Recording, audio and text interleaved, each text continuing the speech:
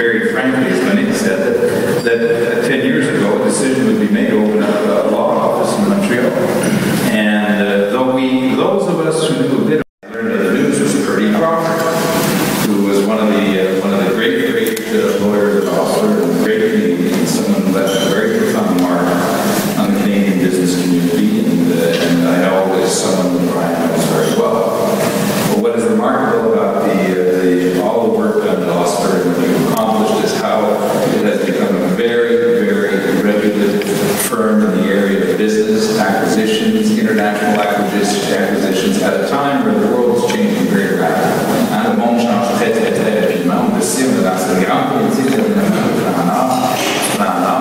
l'économie québécoise, c'est très, très, très orienté vers les marchés extérieurs. On veut un accord de libre-échange avec l'Europe, une négociation absolument.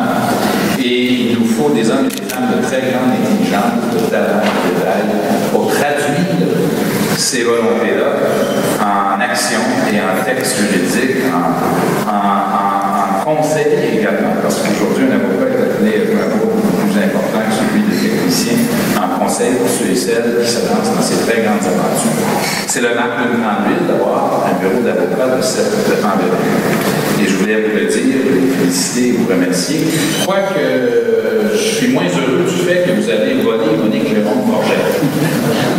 Monique est un personnage avec qui on a eu l'occasion de travailler. Elle a livré 3 budgets pour le gouvernement du Québec. C'est Monique Jérôme-Forget qui a fait l'architecture de la présence de l'État québécois pendant la période de la crise, des investissements en infrastructure, en énergie. C'est Monique Jérôme-Forget qui a mené cette bataille-là. C'est Monique qui a été celle qui a livré au gouvernement du Québec une nouvelle politique de partenariat public-privé.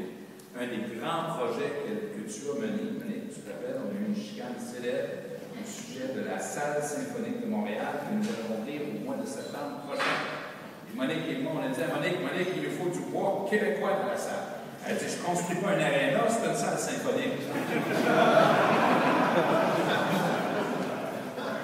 Et ce magnifique projet que tu as piloté personnellement arrivera bientôt à l'ouverture le 7 septembre prochain, je pense, dans les budgets et dans les délais. Alors, Monique, c'est celle qui a fait la nouvelle politique d'infrastructure au Québec qui oblige les gouvernements à tenir compte des fonds pour le maintien des infrastructures. Et nous en sommes très redevables. Et c'est surtout elle, pour les femmes du Québec, qui avait fait une mission personnelle de mettre en place la politique d'équité salariale pour des milliers, des centaines de milliers de femmes du Québec. Alors, tu as laissé un héritage et un legs très important derrière toi.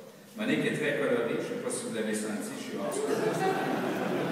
I sat next, of course, she used to sit next to me in cabinet. I will never forget the day we were talking about infrastructure and going on about what we wanted to do. Elle dit, vous autres, votre problème, c'est le syndrome de la pépine. Le syndrome de la pépine. Non, c'est tout. Sois clair, le syndrome de la pépine. C'est quoi ça? Ça, c'est des gars qui veulent construire des ponts, puis des routes, puis des édifices avant que les plans soient faits. Alors, le syndrome. L'autre fait d'armes, c'est la sacoche, la fameuse sacoche. Et donc, vous avez recruté une femme de très grand talent. Et vous êtes dans cette mouvance-là parce que j'ai constaté que Suzanne Côté est également chez vous.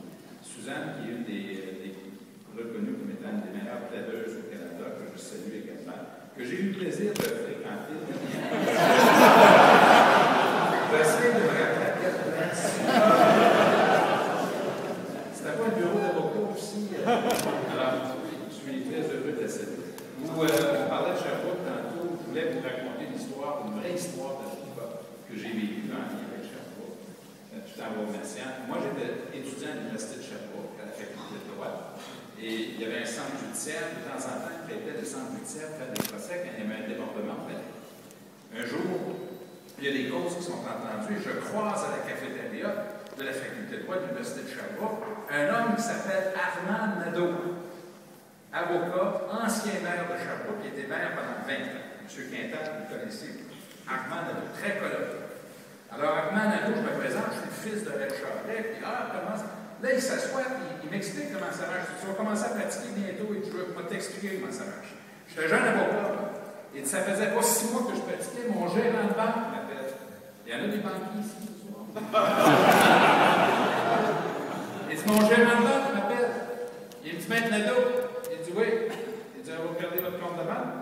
Je dis, non, pourquoi? Regardez donc. C'est quoi le problème? Ben, vous êtes dans le rouge de 600 piastres. Ah ouais. Il dit, le mois dernier, ça va de quoi?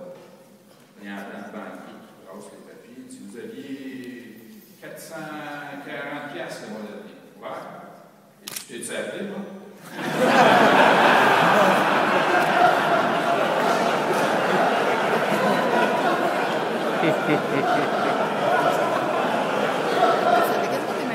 Bienvenue, Bernard Nadeau.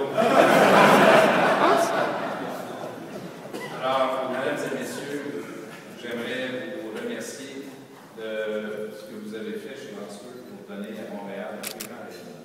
Thank you for making Montreal an even better place with an enviable reputation for legal services. And finally, that's the good news. The bad news is that I'm here to bring Monique Jérôme Forget back.